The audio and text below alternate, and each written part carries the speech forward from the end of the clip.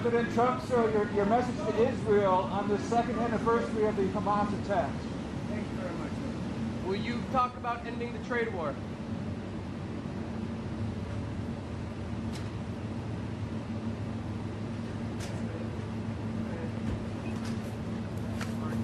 Sorry, man. Okay, keep on.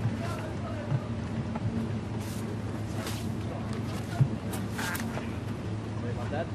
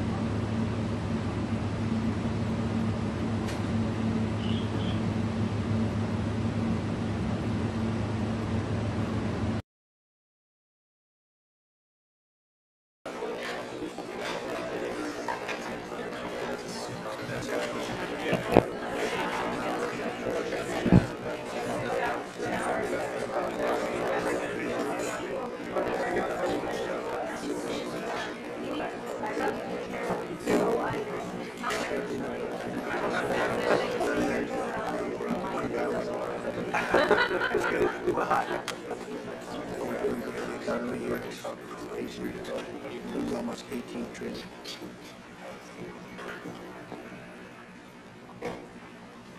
Well, thank you very much, everybody. It's an honor to have the Prime Minister of Canada, Mark Carney, who I have made very popular. He's an extremely popular Prime Minister, and I'm very honored to do it because I liked him. Right from the beginning, I've liked him, and we've had a good relationship. We have some natural conflict, but we will probably work that out. But we've had a very strong relationship, and you're hosting of the various countries that showed up. We have some natural conflict, but we will probably work that out. But we've had a very strong relationship, and your hosting of the various countries that showed up, that was a beautiful job you did, and I appreciate it very much. We're going to be talking about trade. We're going to be talking about a lot of different things. We'll certainly be talking about Gaza. We're in very serious negotiations to, I guess you could say, depending on the way you count, 3,000 years. You could say 500 years. You could say, but that it's been raging for a long time. And I think there's a possibility that we could have peace in the Middle East. It's something even beyond the Gaza situation. We want a release of the hostages immediately, etc. And so our team is over there now. Another team just left, and other countries, literally every country in the world has supported the plan. Yep. I don't think there's anybody that hasn't, actually, not that I've seen. But there's a real chance that we could do something, so you may have some questions on that later. But in the meantime, we'll spend some time and we'll make some deals and we'll do some things that are good for both of our countries. And Mark, it's an honor to have you. Thank you very much. Thank you very much, Mr. President. If I may, you kindly hosted me and some of my colleagues a few months ago, and I said at the time, you are a transformative president. And since then, the transformation in the economy, unprecedented commitments of NATO partners to defense spending, peace from India, Pakistan through to Azerbaijan, Armenia, disabling Iran as a force of terror, and now, and I'm running out of time, but this is many respects the most important. The merger of Canada and the United States. That wasn't where I was going. On this solemn day of commemoration of the horrific attacks of October 7th, for the first time in decades, hundreds of years, thousands of years, this prospect of peace that you've made possible. Canada stands foursquare behind those efforts, and we'll do whatever we can to support Very that. nice. Yeah. Thank you, Mark, very much. Any questions? Is there any, what would it take for you to drop or lower your tariffs on Canadian sectors, including aluminum and steel? Well, we're going to be talking about that with the Prime Minister. We'll be talking about tariffs. We'll be talking about a lot of that, but that's for a little bit later on. I want to just acknowledge our great ambassador. Is he doing a good job? He's doing a good job. Otherwise, I'll get him out of there so fast. No, you have a good one. Is it the White House's position that furloughed workers should be paid for their back pay? I would say it depends on who we're talking about. I can tell you this, the Democrats have put a lot of people in great risk and jeopardy, but it really depends on who you're talking about. But for the most part, we're going to take care of our people. There are some people that really don't deserve to be taken care of, and we'll take care of them in a different way. Okay? Thank you. Mr. President, in your opinion, why has Canada and the United States failed to reach an agreement up until now? Well, it's a complicated agreement, more complicated maybe than any other agreement we have on trade, because, you know, we have natural conflict. We also have mutual love. You know, we have great love for each other. I love this. I love Canada and the people of Canada, and Mark feels the same way about here. The problem we have is that they want a car company and I want a car company, meaning the U.S. wants a car company, and they want steel and we want steel. You know, so in other countries, they're very far away, and there's no problem. You can compete and you can do. We don't like to compete because we sort of hurt each other when we compete, and so we have a natural conflict. It's a natural business conflict. Nothing wrong with it, and I think we've come a long way over the last few months, actually, in terms of that relationship. So when it comes to trade, the United States was always giving everything. They gave everything to Canada. they would, let car companies leave here and go to Canada. But that hurts the United States. And, other presidents didn't see that. They weren't business-oriented. They might have been good politicians in some cases, not in all cases. They were bad at both. But it's a very natural conflict, and it's something that we're working on. Canada has offered a lot of compromise this summer. Are you willing today to offer some compromise to Canada, maybe on steel, on aluminum? Well, we've made compromise, and we've made some compromise even on steel. But, we have the same basic authority and the same basic, this could be also a little bit of a conflict with other countries all over the world on steel, because we want to make our own steel. We don't want to bring steel in for the most part, but we will bring it in, and we do bring it in. We continue to bring it in from Canada, but there is a tariff to pay. And I think that would be a normal thing to say, but we've come a long way. I think, Howard, we can truly say. Do you want to make a comment on that?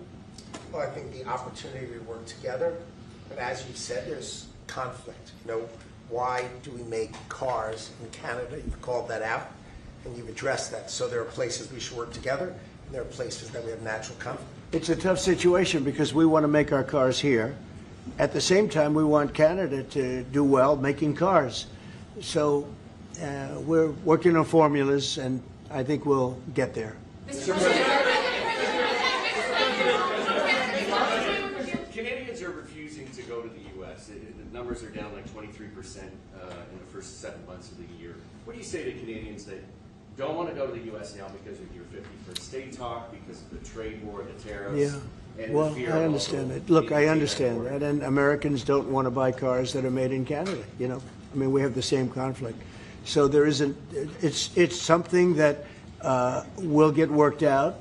There's still great love between the two countries, but American people want product here. They want to make it here. Detroit was emptied out and moved to Canada, moved to Mexico, moved to other places, not just Canada, and now they're all moving back. They're moving back. We have. Right now, I was just telling Mark, we have 17 trillion, but it's really much higher. That was as of a couple of months ago. Yeah. We have over $17 trillion being invested now in the United States. As an example, Biden, he was the worst president we've ever had, but they had less than $1 trillion in 4 years. We have more than 17 trillion in 8 months. 8 months. And I think that number is going to be $22 trillion. There's never been anything like that in the history of the world for any country, not even close.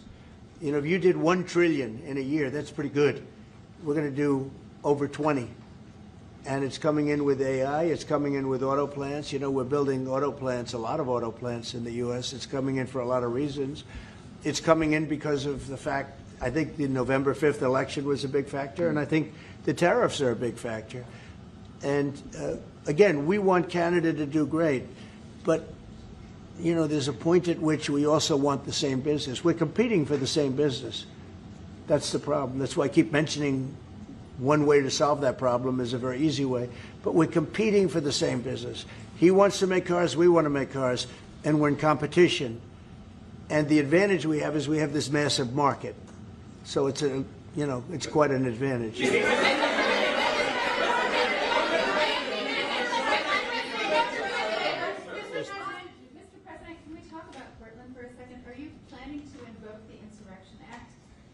That would be, a very long-standing law that's been on the books. Yeah, well, it's been invoked before, as you know.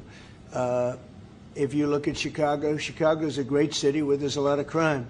And if the governor can't do the job, we'll do the job. It's all very simple. They probably had 50 murders in Chicago over the last 5, 6, 7 months. Many people were shot. And then the governor gets up and he says, well, we can handle it. They can't handle it. They don't know what they're doing. The mayor is grossly incompetent. He's at a 4% approval rating in Chicago. He's at a 4%, lowest approval rating, lower than even de Blasio had, which is hard to believe in New York. I thought de Blasio would always maintain that record, but the Chicago guy is even lower. So I think that we want safe cities. If you look at D.C., you would right now, Mark, you could go out, take your family out to dinner. You could walk right down the middle of the street. There is no crime in D.C. When I got here, this place was a raging hellhole where people would come from Canada, people would come from other places and end up getting shot. Nobody's being shot. The National Guard's been unbelievable. I mean, they are strong, tough guys. You know, we won something at the Supreme Court, which is a big deal, merit. Everything now in this country is merit-based. I didn't think I'd ever see it again. And we have our soldiers are merit-based too, and they're central casting. And they walk through that town, and I'll tell you what, this place is safe. It's beautiful. Now we're in Memphis, and the same thing's happening. You're getting the reports. The bad guys are saying, we don't want anything to do with this. And we're removing many people. In D.C., we took out 1,700 career criminals and sent them back to the countries from which they came, mostly led out by Biden and his people that had an open border policy. And, you know, Canada, you suffered because of that, too, because they'd come here and they'd go into Canada also. So we're like a buffer for that in terms of Canada suffered greatly by Biden and the open border, the policy of open border, totally unchecked, totally unvetted. And these people were, you know, if you got 5%, 2%, now you were getting a lot of bad people. And we now have a closed border. Yep. You've done well. Yep. We have a closed border, and it's a really closed border. In fact, for 4 months, I don't even know if this is possible, but the figures were released. 0 people were able to come into the United States from the southern border. 0. And as you know, we've taken a very hard stand on drugs. This is also benefiting you. A lot of we call them the water drugs, the drugs that come in through water. They're not coming. There are no boats anymore. Frankly, there are no fishing boats. There's no boats out there, period. If you want to know the truth, we're saying, does anybody go fishing anymore? The fact is we knocked out, probably saved at least 100,000 lives, American lives, Canadian lives, by taking out all those boats coming in. So it's, and now they don't come in that way anymore. Now they'll come in other ways, and we're not going to allow that either. So we've done a great job on that. But on crime, Chicago's a great city, but you can't be a great city if you have murders and if you have a lot of problems, and they do. And they have an incompetent policy, just like they had open border policy, anybody could come in. They came in from prisons, they came in from mental institutions, drug dealers, they came in from all over the place, and we don't have that anymore. This country is becoming we're a very strong country. Look, financially speaking, I would say that because of the tariffs, because of the election, because of the policy, because of the great big beautiful deal, it's what I added the word great because it really is. It's the biggest bill ever passed in the history of our country. We don't need another bill. It's the biggest tax cuts, I mean, when you think no tax on tips, no tax on Social Security, no tax on overtime for the people. But far beyond that, what it does is incentivizes auto plants and AI and all of the things that nobody's ever passed a bill like it. We don't need another bill. We don't need any more bills. I said, let's get it all at once. I was greatly helped by our Speaker, Mike Johnson, and by the Senate. I'll tell you what, John Thune's been, both of those guys have been incredible. And we got a bill passed that I said, let's see if we can get it all done. Because these Democrats are like insurrectionists, okay? They're so bad for our country. Their policy is so bad for our country. I said, let's see if we can get it all done and everybody said it's not doable. Because it's the biggest bill ever passed in the history of our country. And we got it all done. We don't need anything else. We got everything we want. And now, because of that, that's a big reason why the companies are coming in. You know, 1 year depreciation, 1 year write-off, 1 year expensing. Nobody's ever seen anything like it. So they're coming in from all over the world. But to have a great country, you can't have crime. And we don't have crime, but we have cities where there's tremendous crime. And Chicago's one of them. And if the governor can't straighten it out, we'll straighten it out. Thank you. A question for the president.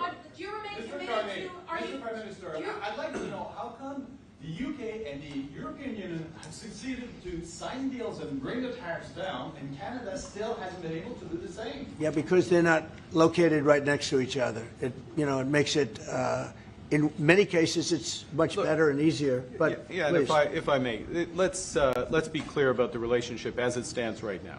We are the second largest trading partner of the United States. We do a lot of trade going across the border where we're cooperating, first thing. Secondly, we are the largest foreign investor in the United States. $500 billion in the last 5 years alone, probably $8 trillion in the next 5 years if we get the agreement that we expect to get. Thirdly, there are areas, as the President just said, where conflict, maybe not so much conflict, we compete. There are areas where we compete, and it's in those areas where we have to come to an agreement that works.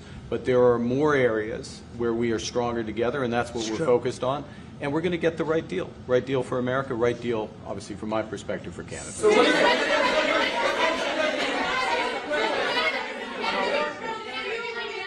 including one thing that, wait a minute, easy, wait. So one thing where we are working very closely is the Golden Dome. That's the protective mechanism, and you see how that works. It's unbelievable. Ronald Reagan wanted to have it, and at that time they didn't have the technology, even close to the technology, but he was advanced, and we'll be working together on a Golden Dome for the two countries, and it's something that I think is going to be very important, especially when you look at the world, you look at what's happening. We want to have that protection. It's really amazing. The technology is unbelievable. Why do you say some federal workers should not get their back pay? Why do you say some? Well, you're going to have to figure that out, okay? Ask the Democrats that question. Go ahead. Mr. President, just to follow up there, I mean, the law says that when the government is reopened, that workers will receive their back pay. So are you going to define the law there, or what do you? I follow the law, and what the law says is correct, and I follow the law. Mr. President, will Canada be leaving empty-handed, or will Mr. Carney be leaving Washington with a deal on tariffs? I think they're going to be very happy. We have a lot of things that we're working on that people don't talk about. They talk about, competitiveness. He's a very competitive person. And they talk about things that we don't necessarily agree on. But I think they're going to walk away very happy. I think so.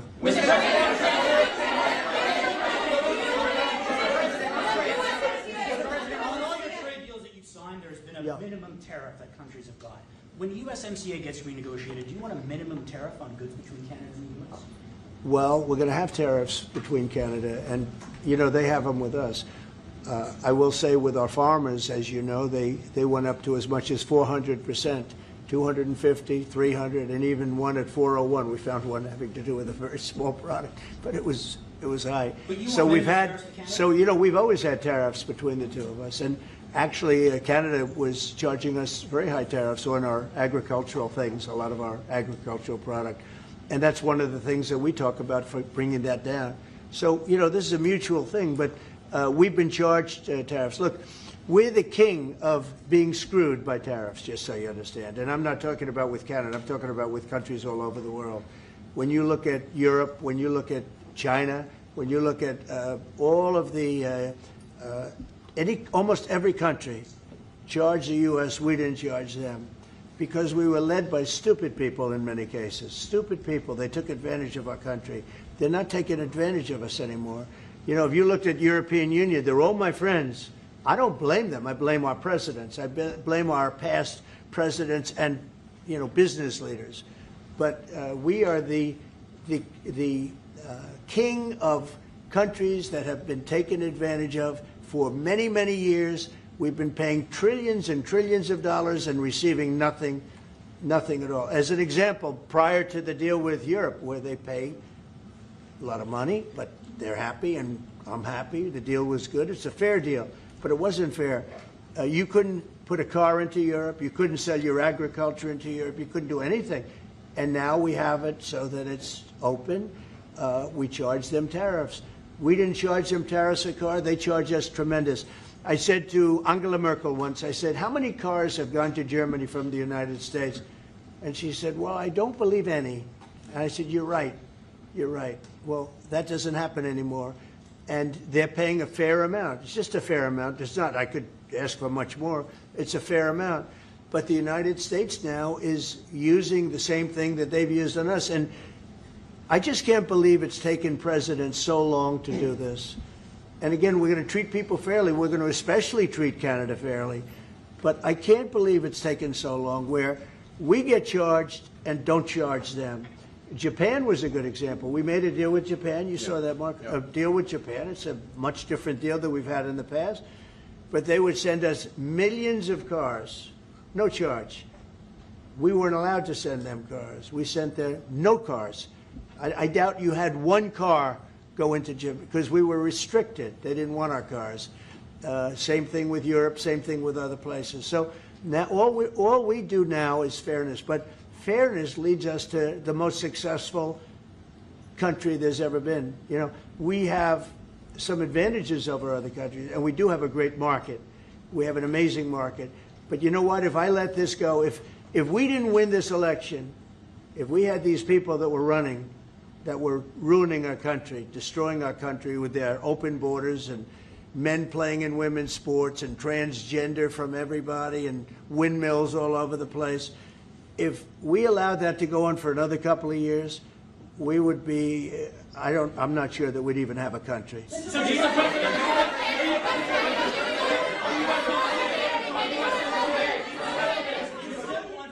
Yeah, Brian.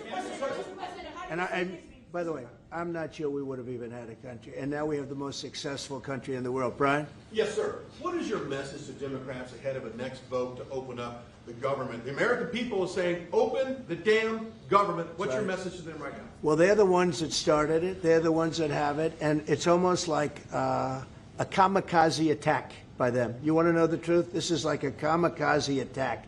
They almost, you know, they have nothing to lose. They've lost the elections. They've lost the presidential election in a landslide. I saw the other day where Kamala said, this was a very close election.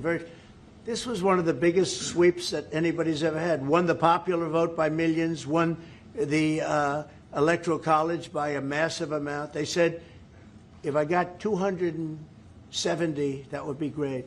But I got, I think, 312 or 315, and they got 220. So, you know, we won that. But we won counties. The big thing is counties. So out of all of the counties, thousands and thousands, we got 2,500. They got 525. It was a landslide. And we listened, oh, yes, it was close.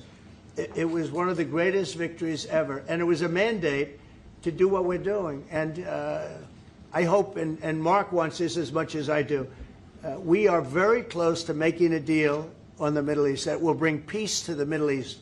After all of these years of millions and millions, tens of millions of people being killed, there's a chance to bring peace to the Middle East. In addition to that, I made 7 other deals, and they're, you know, great. And we're, you know, things are happening with respect to Russia, Ukraine. That's one that last week, Mark, 7,812 people were killed. Soldiers, mostly soldiers. Yep. But 7,000, more than 7,000, almost 8,000 soldiers were killed. It's a crazy thing. I thought that would have been one of the easy ones. I get along very well with Putin, and I thought that would have been, I'm very disappointed in him because I thought this would have been an easy one to settle, but it's turned out to be maybe tougher than the Middle East. We'll see what happens with the Middle East. The Middle East.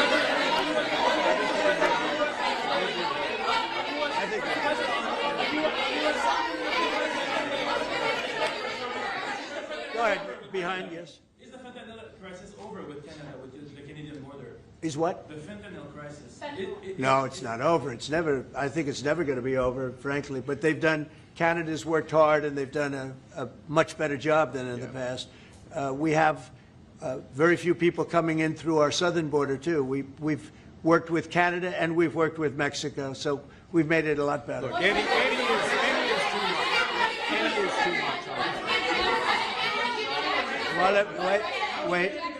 I just, on fentanyl, any amount is too much. So we've gotten it down. It's down substantially. It's less than 1%, but it's, look, it's still too much. It's too much at home in Canada. A lot of people. Yeah, we got to stamp it out.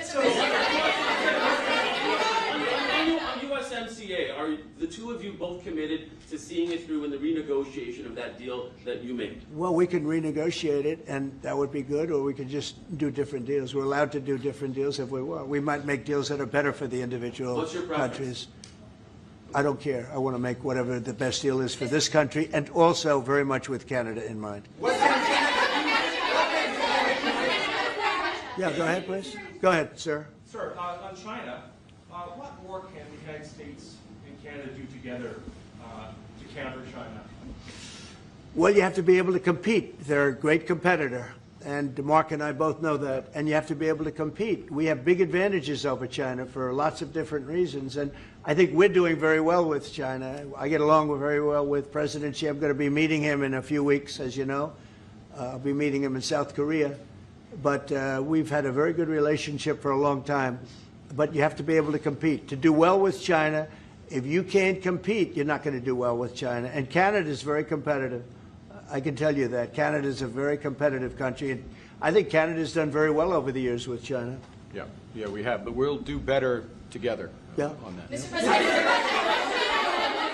on Golden Dome, Middle East, what guarantees are you giving your Arab partners that Israel will not resume its offensive after the hostages are released? Well, the primary guarantee is once this deal happens, if it does happen, look, they're in negotiations right now, we are going to do everything possible. We have a lot of power, and we're going to do everything possible to make sure everybody adheres to the deal. Okay?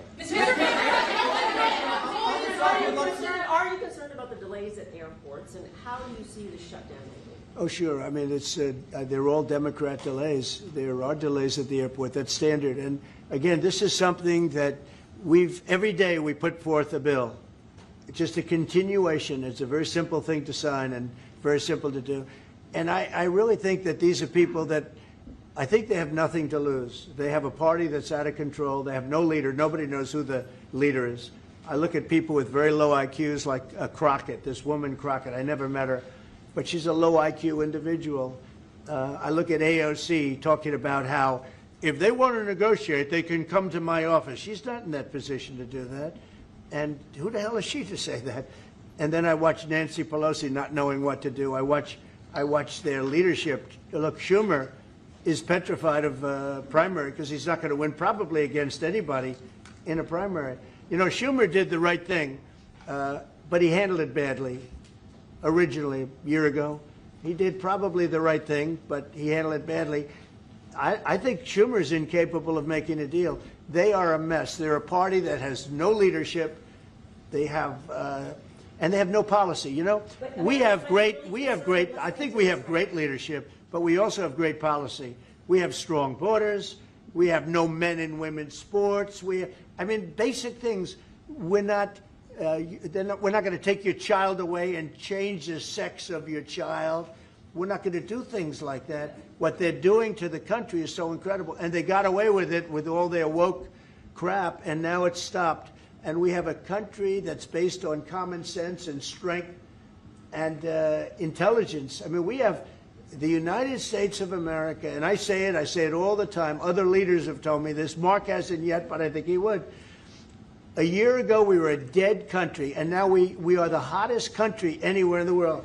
Maybe Canada. I'll give Canada, but because I do like Canada. But you know, we're the hottest country in the world right now. There's never been a country that has the kind of money coming into it. There's never been anything like this.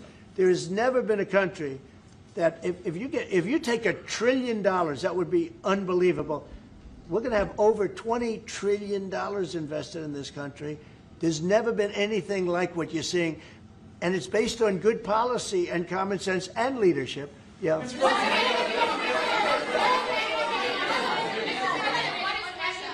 President, what is Canada giving you in return? If you say Mr. Carney is going to be leaving Washington happy, what's Canada giving you in return? Well, you'll find out. But I think the people of Canada, they will love us again. Most of them still do. If you say only 25%, I assume a lot of them. I think they love us.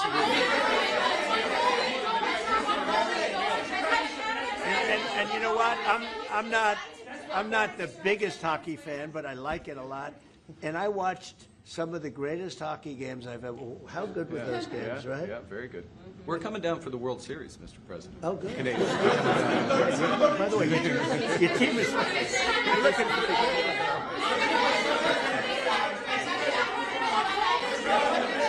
Mr. President, will you sign a trade deal with Canada that doesn't include supply managed goods like dairy, for example? If the federal government. Well, a deal would include dairy. I mean, it's going to include everything. We'll do a comprehensive.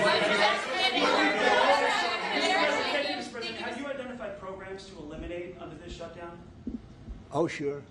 Which ones? We have a lot. I'm not going to tell you, but we'll be announcing it pretty soon. But we have a lot of things that we're going to eliminate and permanently eliminate. You know, one of the things that we have is some advantage, you could say, but because of the shutdown, which I think they made a big mistake, we're able to take out billions and billions of dollars of waste, fraud, and abuse, and they've handed it, on a silver platter. And Russell Vogt, he's a serious person, very serious person, and he's sitting there and he's getting ready to cut things. And this is something that was handed to us by, I assume, Schumer. I just don't know if Schumer has any power anymore. I look at your leadership. I don't know who to speak to. I'll tell you what. I'm getting calls from Democrats wanting to meet. I never even heard their names before, and they're claiming to be leader. The Democrats have no leader. They remind me of Somalia, okay? And I met the president of Somalia. I told him about the problem he's got. I said, you have somebody from Somalia who's telling us how to run our country. She's from Somalia. He said, would you like to take her back? He said, no, I don't want her. Okay, you know who I'm talking about? Say it again, please. How many permanent jobs are you talking about to be eliminated? Well, I can tell you, I'll be able to tell you that in 4 or 5 days if this keeps going on. If this keeps going on, it'll be substantial. And a lot of those jobs will never come back. But you're going to have a lot closer to a balanced budget, actually. Is there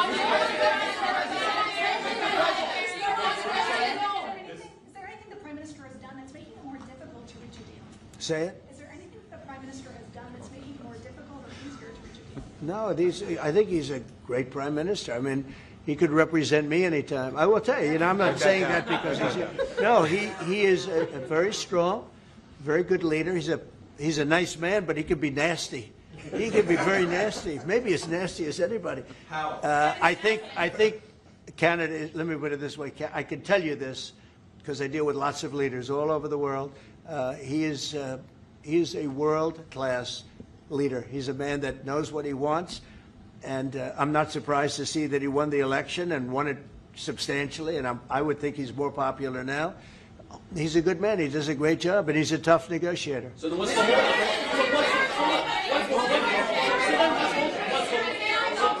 then what's holding things up? If he's a great man and you want to do a deal with Canada, why aren't you? Because I want to be a great man, too. Thank you very much. Thank you, everybody. That could have been. I think you got that one. That could have been. Thank you very much. Thank you.